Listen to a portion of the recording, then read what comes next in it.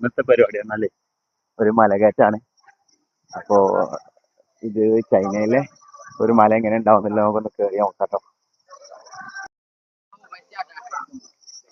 നമ്മളെ കുറച്ച് ഫ്രണ്ട്സ് ഉണ്ട് കേട്ടോ ഇവിടുത്തെ. ജാക്കും പിന്നെ മറ്റൊരു ജാക്കിന്റെ ഫ്രണ്ടാണ് കേട്ടോ. ചില പേരൊക്കെ അറിയില്ല. ഒന്ന് കയറാൻ പോവാ.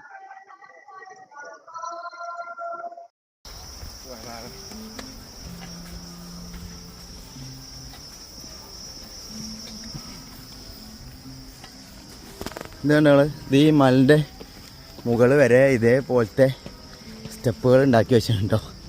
നമ്മളെ നാട്ടിലാണ് എനിക്ക് തോന്നുന്നു ഒന്നുകൂടി മല കയറാനൊക്കെ ഒന്നുകൂടി അടിപൊളിയും തോന്നുന്നുണ്ടോ. കാരണം അവിടെ സ്റ്റെപ്പുകളൊന്നും ഇല്ല. നല്ല അതിൻ്റെ ആ നാച്ചുറൽ ആയിട്ടുള്ള ആ ഒരു പാതയിലൂടെ തന്നെ കയറാൻ പറ്റുന്നത്. അതാണ് ഒന്നുകൂടി ഭംഗി, ഒന്നുകൂടി എന്താ പറയുക ഇൻട്രസ്റ്റിംഗ് എന്ന് എൻ്റെ ഒരു പേഴ്സണൽ ഫീലാണ് കേട്ടത്.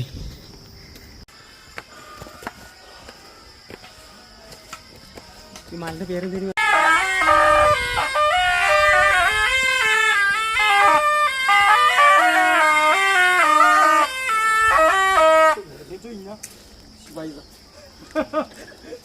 ഇതൊരു ട്രഡീഷണൽ ചൈനീസ് മ്യൂസിക് ആണോ.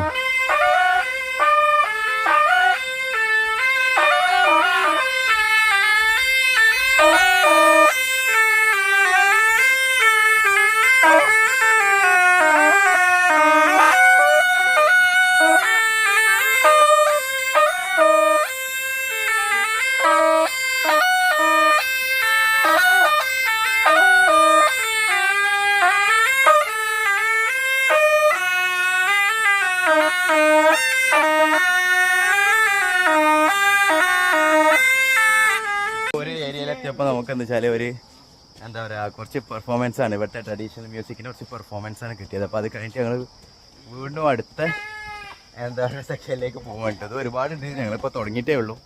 ഇവിടുന്ന് കണ്ടൊരു കാഴ്ച എന്നുണ്ടോ, നല്ല റെയിൻബോ ഒക്കെ കാണാൻ പറ്റുന്ന ഇതിൽ റെയിൻബോ. അതുപോലെ തന്നെ വേൾഡിലെ 4ാമത്തെ വലിയ ബിൽഡിങ്ങാണ് ആ കാണുന്നത് കേട്ടോ.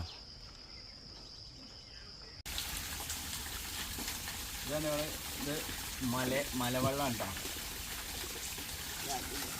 നല്ല നമ്മൾ നാട്ടിലെ പോലെ നല്ല കേട്ടോ. നല്ല എന്താ പറയുക, ആരും ഇവിടെ ടച്ച് ചെയ്യില്ല, അങ്ങനെ ഇതൊന്നും കയറി അങ്ങനത്തെ വെള്ളം നല്ല സിസ്റ്റം ക്ലിയറാണ്.